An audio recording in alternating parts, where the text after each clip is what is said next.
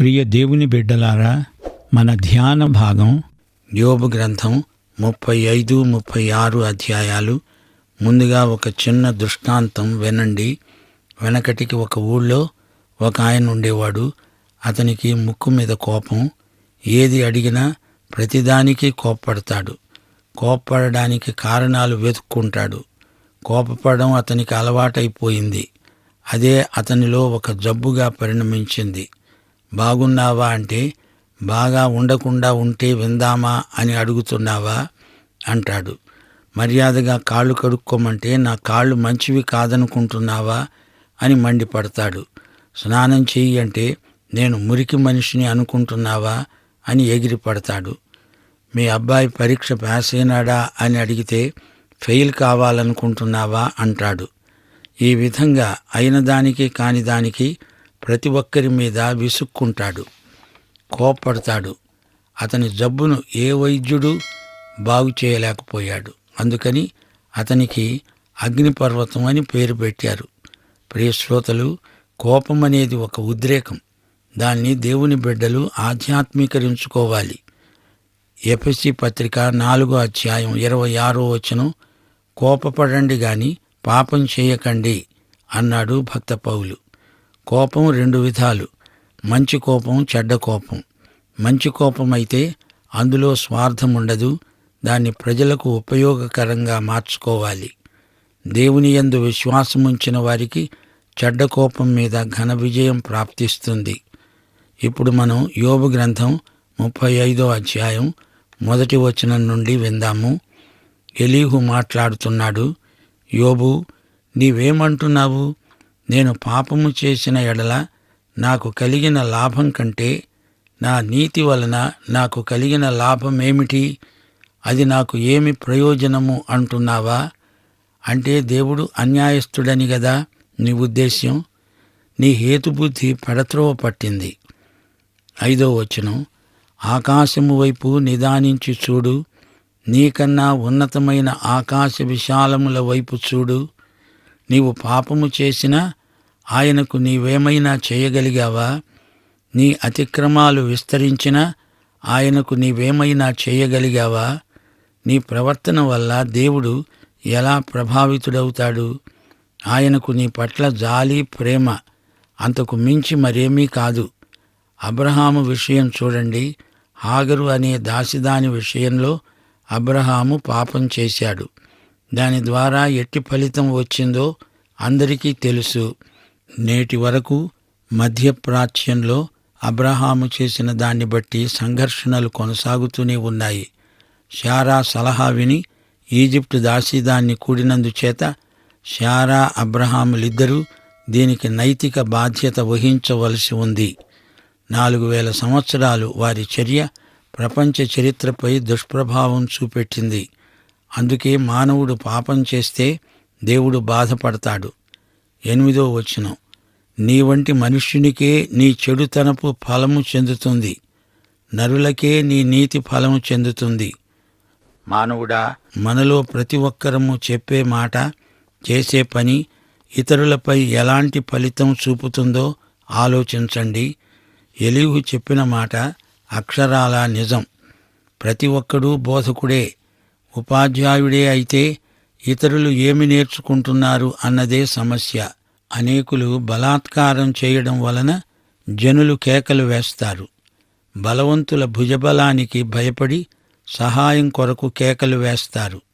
అయితే రాత్రియందు కీర్తనలు పాడడానికి ప్రేరేపిస్తూ, భూజంతువుల కంటే మనకు ఎక్కువ బుద్ధి నేర్పుతూ, ఆకాశ పక్షుల కంటే మనకు ఎక్కువ జ్ఞానం కలుగజేస్తూ, నన్ను సృజించిన దేవుడు ఎక్కడ ఉన్నాడని అనుకునేవారు ఎవ్వరూ లేరు. విశ్వాసులారా, వింటున్నారా? రాత్రియందు కీర్తనలు పాడడానికి మనలను ప్రేరేపించేవాడు దేవుడే. దేవుని యందే మనకు ఆనందం. ఎఫెసీ పత్రిక 1వ అధ్యాయం 3వ వచనం, మీ హృదయాలపై ఈ వచనాన్ని ముద్రించుకోండి. మన ప్రభు అయిన యేసుక్రీస్తు యొక్క తండ్రి అయిన దేవుడు స్తుతించబడునుగాక. ఆయన క్రీస్తునందు పరలోక విషయములలో ఆత్మ సంబంధమైన ప్రతి ఆశీర్వాదమును మనకు అనుగ్రహించాడు. ఆశీర్వాదము అనగా అర్థమేమిటి? ఆశీర్వాదం ఆనందాన్ని కలిగించేది, ఆనందాన్ని వృద్ధి చేసేది.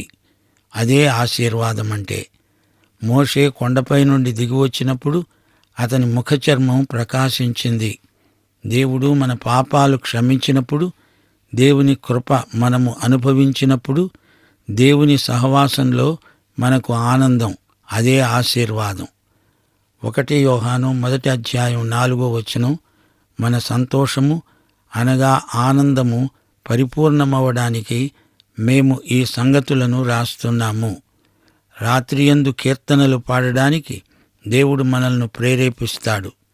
చెరసాలలో పౌలు శీలలు పాటలు పాడారు. అది అర్ధరాత్రి వేళ. ఎలీహు ఈ సత్యాన్ని నేర్చుకున్నాడు. గోత్రకర్తల కాలంలో రాత్రియందు ఆనందగీతాలు పాడుకునే కృప దేవుడు ఎలీహుకు అనుగ్రహించాడు. ఇతని ప్రసంగమే గోష్ఠీ సభకు ముగింపు. దేవుడు యోబుతో నేరుగా మాట్లాడబోతున్నాడు. ఒక పెద్ద గాలి తుఫాను రాబోతున్నది. తుఫానులో నుండి దేవుడు యోబుకు ఉపదేశించబోతున్నాడు. జీవితంలో పెను తుఫానులు చెలరేగినప్పుడు దేవుడు ప్రశాంతంగా మన ఆత్మలతో మాట్లాడతాడు. లోకమిచ్చేటట్లు కాదు, దేవుని శాంతి మనకు అనుగ్రహిస్తాడు. మనకు దేవునికి ఎట్టి పరిస్థితి అడ్డము రాకూడదు. ప్రియ శ్రోతలారా, ఈ అధ్యాయంలో దేవుడెంత గొప్పవాడో వర్ణించబడింది. దేవుని ఎదట ఎవరూ గొప్పవారు లేరు. యోబు తాను మనుష్యుల దృష్టిలో గొప్పవాణ్ణి అనుకోవచ్చు గాని దేవుని దృష్టిలో అతడు మానవ మాత్రుడే. అయితే దేవుడు యోబును ప్రేమించాడు. అందుకే దేవుడు పరలోకంలో సైతానుతో యోబు పక్షాన వాదించాడు. మరో మాట, దేవుడు మహోన్నతుడు. అయితే దేవుడు మనకు దూరస్థుడేమీ కాడు. ఆయనకు మనమంటే ఎంతో శ్రద్ధ. దేవుని ప్రేమ ఎంతో గొప్పది. ఎఫెసీ పత్రిక 2:4 దేవుడు కరుణా సంపన్నుడై ఉండి మనము మన అపరాధముల చేత చచ్చిన వారమై ఉండినప్పుడు సహితము మన ఎడల చూపిన తన మహాప్రేమ చేత మనలను క్రీస్తుతో కూడా బ్రతికించాడు. కృపచేత మనము రక్షించబడ్డాము. దేవుని కనికరం ఎంతో గొప్పది. కీర్తనలు 86:13 ప్రభువా, నా దేవా, నా ఎడల నీవు చూపిన కృపా కనికరములు అధికమైనవి. పాతాళపు అగాధము నుండి నా ప్రాణాన్ని తప్పించావు. అలాగే దేవుని దయాదాక్షిణ్యాలు ఎంతో గొప్పవి. 117 కీర్తన 2 యెహోవా కృప మన ఎడల హెచ్చుగా ఉన్నది. ఆయన విశ్వసనీయత నిరంతరము నిలుస్తున్నది. కాబట్టి సమస్త అన్యజనులారా, యెహోవాను స్తుతించండి. సర్వజనములారా, ఆయనను కొనియాడండి. విశ్వాసులారా, వింటున్నారా? దేవుడు మన కష్టాలు కడగండ్లు వెంటనే తొలగించకపోవచ్చు గాని ఆయన మనకు రాత్రివేళ ఆనందగీతాలు పాడగలిగే ఆత్మానందం ఇస్తాడు. కీర్తనలు 42:8 పగటివేళ యెహోవా తన కృప కలుగ ఆజ్ఞాపిస్తాడు. రాత్రివేళ ఆయనను గూర్చిన కీర్తన, నా జీవదాత అయిన దేవుని గూర్చిన ప్రార్థన నాకు తోడుగా ఉంటాయి. 77 కీర్తన 6 నేను పాడిన పాట రాత్రియందు జ్ఞాపకం చేసుకుంటాను, నా హృదయమున ధ్యానించుకుంటాను. 119 కీర్తన 62 న్యాయమైన నీ విధులను బట్టి నీకు కృతజ్ఞతాస్తుతులు చెల్లించడానికి అర్ధరాత్రి వేళ నేను మేల్కొనేవాణ్ణి. ఇప్పుడు మనం యోబు గ్రంథం 36 అధ్యాయంలోకి వస్తున్నాము. ఎలీహు ఇంకా మాట్లాడుతున్నాడు. 1 కొంతసేపు నన్ను